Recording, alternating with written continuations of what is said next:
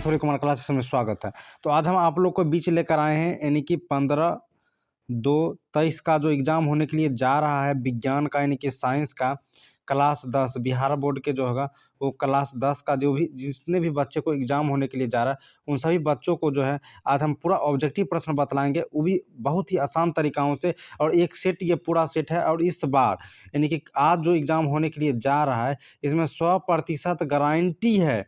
ये मत समझिएगा कि 100% गारंटी है कि क्वेश्चन आपको टकराएगा तो टकराएगा, काहे कि क्वेश्चन लीक होकर यहाँ पर हम टाइप कर कर लाए हुए हैं। तो वीडियो पर लास्ट तक बनेगा। वीडियो आप लोग को अच्छा लगता है तो लाइक जरूर करिएगा, चैनल को सब्सक्राइब करिएगा। तो चलिए यहाँ पर कुछ इस प्रकार से हमें प्रश्न मिलता है, जो कि हमें प्रश्न टोटल यहाँ पर 40 को ऑब्जेक्टिव मिलता है, 40 को 40 हमें हल करना है। तो सबसे पहला प्रश्न है कि मनुष्य के हृदय में कितने कोष्ठ होते हैं। मनुष्य का जो हृदय होता है उनमें कितने कोष्ठ होते हैं, तो उनमें 4 कोष्ठ होते हैं। ऑप्शन नंबर ए सही इसका हो जाएगा। रक्त का पीएच मान कितना होता है, तो रक्त का जो पीएच मान होता है वो 7 होता है, 7.4 होता है। रक्त का पीएच मान 7.4 होता है। याद रखिएगा कि रक्त का जो पीएच मान होगा 7.4 होगा। ऑप्शन नंबर ए सही होगा। हृदय में बेस्मों का शिथिलन कहलाता है। हृदय में जो बेस्मों का शिथिलन होता है वो डायस्टॉल कहलाता है। क्या कहलाता है? डायस्टॉल कहलाता है।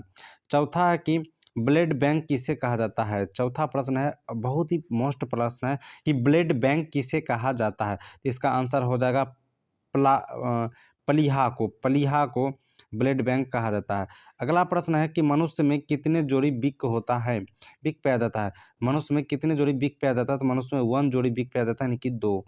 अगला प्रश्न है कि मूत्र मार्ग में पत्थरी नामक बीमारी होती है, वो पत्थरी किस चीज़ की बनी होती है। वो पत्थरी किस चीज़ की बनी होती है।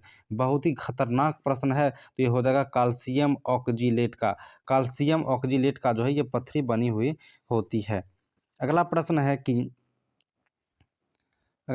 कि विक के बाहरी भाग को क्या कहते हैं।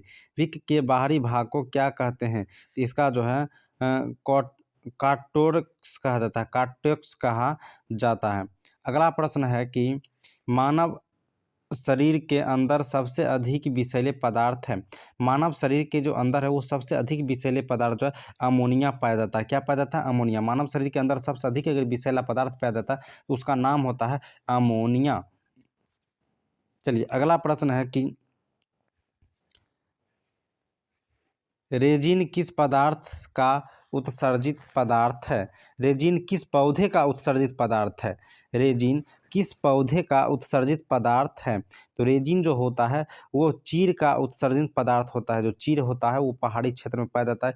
ये चीड़ का उत्सर्जित पदार्थ है। अगला प्रश्न है, विक के कार्यात्मक इकाई है। विक के कार्यात्मक इकाई है नेफ्रॉन। नेफ्रॉन। अगला प्रश्न है कि मनुष्य में प्रतिदिन यूरिक अम्ल मूत्र के साथ उत्सर्जित होता है। तो कितना उत्सर्जित होता है वो आपको बतलाना है। तो इसमें हो जाएगा 1.5 से 2 GM तक, 1.5 से 2 GM तक। ठीक है। अगला प्रश्न को चलिए हम देखते हैं, अगला प्रश्न कैसा है। तो अगला प्रश्न है कि एल्युमिनियम एक मोटी ऑक्साइड की परत बनाने की प्रक्रिया को क्या कहते हैं। एल्युमिनियम पर जो है मोटी ऑक्साइड की परत बन जाए तो उस प्रक्रिया को क्या कहा जाता है। तो इस प्रक्रिया को एथोडीकरण कहा जाता है। एथोडीकरण कहा जाता है। ऑप्शन नंबर ए सही हो जाएगा। अगला प्रश्न है कि शुद्ध सोना को व्यक्त किया जाता है। शुद्ध सोना को किस चीज़ से व्यक्त किया जाता है। शुद्ध सोना जो 22 कैरेट का होता है। चलिए अगला प्रश्न है कि सीसा और टीन की मिश्र धातु को कहते हैं। सीसा और टीन के जो मिश्र धातु होता है उसको जो है हम लोग सोल्डर कहते हैं। क्या कहते हैं? सोल्डर कहते हैं। अगला प्रश्न है कि बॉक्साइट किस धातु का मुख्य अयस्क है। बॉक्साइट जो है एल्युमिनियम धातु का मुख्य अयस्क है। अगला प्रश्न है कि सल्फाइड अयस्क का सांद्रण किया जाता है। सल्फाइड अयस्क का जो है सांद्रण किस प्रकार से किया जाता है। फेन उत्प्लावन विधि से। फेन उत्प्लावन विधि से किया जाता है। अगला प्रश्न है कि फास्फोरस का आणविक सूत्र होता है। फास्फोरस का जो है वो आणविक सूत्र क्या होता है। तो P4 होता है। क्या होता है? P4। अगला प्रश्न है कि निम्नलिखित में से कौन अधिक अभिक्रियाशील है। निम्नलिखित में से कौन अधिक अभिक्रियाशील है। AU जो है वो अधिक अभिक्रियाशील है। लोहा और अगला प्रश्न है कि लोहा एवं इस्पात को जंग से सुरक्षित रखने के लिए उन पर किस धातु की परत चढ़ाई जाती है? तो लोहा या इस्पात जो है उसको जंग से बचने के लिए किस धातु का जो परत चढ़ाया जाता है, तो ये याद रखिएगा जिंक का। ठीक है, जिंक का। अगला प्रश्न है कि निम्नलिखित में कौन सा धातु साधारण ताप पर द्रव्य में पाई जाती है? कौन ऐसा धातु है जो द्रव्य में पाया जाता है वो भी साधारण ताप पर? तो इसका आंसर हो जाएगा पारा या मरकरी। पारा का कहीं कहीं मरकरी भी लिखा हुआ रहता है।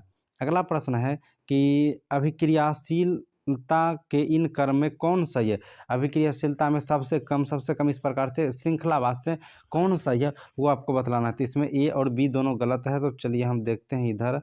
तो इसमें हमको जो सी सही हो जाता है। ठीक है, MgAl और जिंक और F यानी लोहा, ये हमें सही मिलता है, सी नंबर ऑप्शन। अगला प्रश्न है कि मानव नेत्र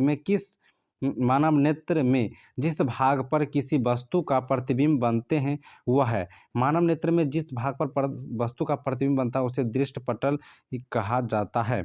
या अगला प्रश्न है कि सामान्य मानव नेत्र की दूरी बिंदु है। सामान्य मानव नेत्र की जो दूरी बिंदु है वह 25 मिमी पर होती है। अगला प्रश्न है कि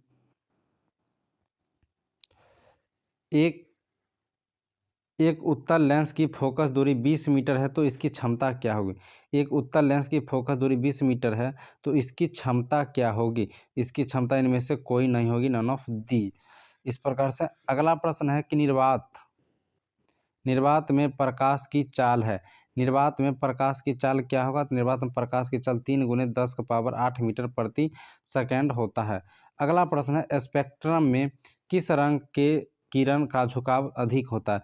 स्पेक्ट्रम जो होता है या वर्ण स्पेक्ट्रम जो होता है उसमें किस रंग का जो है वर्ण का झुकाव सबसे अधिक होता है? तो ये हो जाएगा बैगनी। बैगनी रंग का देखे होंगे कि इस प्रकार से स्पेक्ट्रम बनता होगा, तो उसमें सबसे नीचे जो रंग रहता है वो बैगनी रंग रहता है और सबसे ऊपर जो रहता है वो लाल रंग रहता है। इस प्रकार से प्रिज्म से जब गुजारा जाता है प्रकाश की सूर्य की किरण को। अगला प्रश्न है कि नेत्र गोलक के आकृतियां लगभग होती है।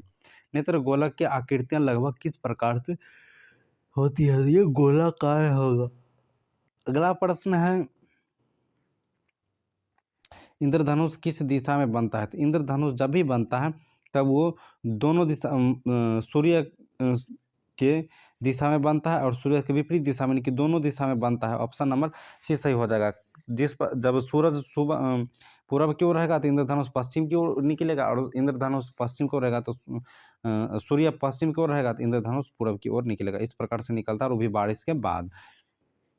जो नेत्र निकट की वस्तु को साफ साफ नहीं देख सकता है उससे नेत्र को में होता है। जो निकट जो है निकट की वस्तु को साफ साफ नहीं देख पाता है, इसका मतलब निकट की वस्तु को साफ साफ नहीं देखता है और दूर की वस्तु को साफ साफ देखता है, तो उसको पास जो होता है वो दूरदृष्टि का बीमारी हो जाता है। ठीक है, अगला प्रश्न है कि प्रकाश के किस रंग का तरंग दैर्घ्य अधिकतम होता है? प्रकाश के किस रंग का तरंग दैर्घ्य सबसे अधिक होता है? तो लाल रंग का तरंग दैर्घ्य जो है वो सबसे अधिक होता है। अगला प्रश्न है निकट दृष्टि दोष दूर करने के लिए किस लेंस का व्यवहार किया जाता है? निकट दृष्टि दोष को दूर करने के लिए किस लेंस का व्यवहार किया जाता है? वो हो जाएगा अवतल लेंस का। अगला प्रश्न है मंद प्रकाश में किसकी शीतलन से पुतली पूर्ण रूप से फैल जाती है? मंद प्रकाश में किसकी शीतलन से पुतली पूर्ण रूप से फैल जाती है? तो इसका आंसर हो जाएगा परितालिका। अगला प्रश्न है कि वस्तु को हटा लेने के बाद भी नेत्र पटल पर प्रतिबिंब कितने सेकंड तक रहता है? तो वस्तु जैसे ही मतलब मानव के नेत्र के आगे से वस्तु हट जाता है तो कितने सेकंड तक वहाँ पर रहता है? पटल पर जो है वो फिगर रहता है, इमेज रहता है, बना हुआ प्रतिबिंब बना हुआ रहता है, वो आपको बतलाना है।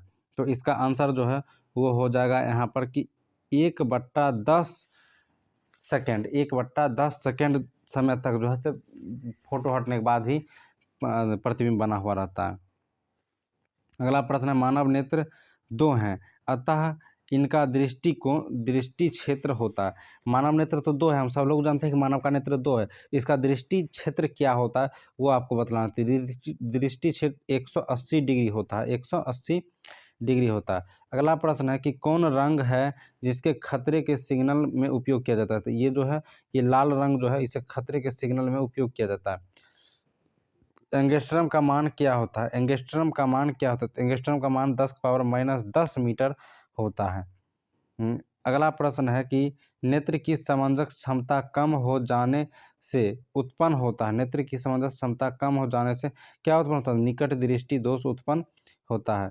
अगला प्रश्न है कि निम्नलिखित में से कौन बुझा हुआ चूना है? निम्नलिखित में से कौन बुझा हुआ चूना है? तो इसका आंसर हो जाएगा CaOH2। CaOH2 यानी कि बी नंबर। अगला प्रश्न है कि रक्त का रंग लाल किसके कारण होता है? हीमोग्लोबिन के कारण। रक्त का रंग लाल होता है वो हीमोग्लोबिन के कारण होता है। और अगला और अंतिम प्रश्न है कि एक कोशिकीय शैवाल में जल की परिवहन होती है तो विसरण द्वारा। विसरण द्वारा ऑप्शन नंबर डी इसका आंसर हो जाएगा सही। तो वीडियो आप लोग को अच्छा लगा हो तो लाइक जरूर करिएगा और चैनल पर सब्सक्राइब करिएगा। चलिए अब हम आपको लोगों को बतलाते हैं सब्जेक्टिव प्रश्न कौन कौन सा पूछने की संभावना है आज। तो ये सब्जेक्टिव प्रश्न जो है वो दोहरी परिसंचारण क्या है, धमनी और शिरा में अंतर क्या है, मनुष्य एवं रक्त की संचारण का वर्णन करें। ठीक है। अगला प्रश्न आता है कि जाइलम और फ्लोएम में अंतर लिखे, उत्सर्जन को परिभाषित करें, उत्सर्जित पदार्थों से आप क्या समझते हैं, इनके 2 उदाहरण दें। अगला प्रश्न है कि अयस्क के निस्तापन एवं भर्जन में से क्या समझते हैं, इसके अंतर स्पष्ट करें। रासायनिक बंधन किसे कहते हैं, यह कितने प्रकार के होते हैं, ये आपको बतलाना है। आँख का समंजस क्षमता से आप क्या समझते हैं, प्रकाश का वर्ण विक्षेपण के बारे में आप बतलाइए। इस प्रकार से प्रश्न पूछा जाएगा। और 4 नंबर का प्रश्न जो होगा वो इस प्रकार से पूछा जाएगा कि आकाश का रंग नीला ही क्यों दिखाई देता है, आयन और परमाणु में अंतर और मानव आँख के सचित्र वर्णन और नेफ्रॉन की सचित्र वर्णन। और यहाँ पर अगला आएगा कि बॉक्साइट का रासायनिक सूत्र एवं शोधन कैसे किया जाता है वो आपको बतलाना है। तो वीडियो आप लोग को अच्छा लगा तो लाइक जरूर करिएगा, चैनल पर सब्सक्राइब करिएगा।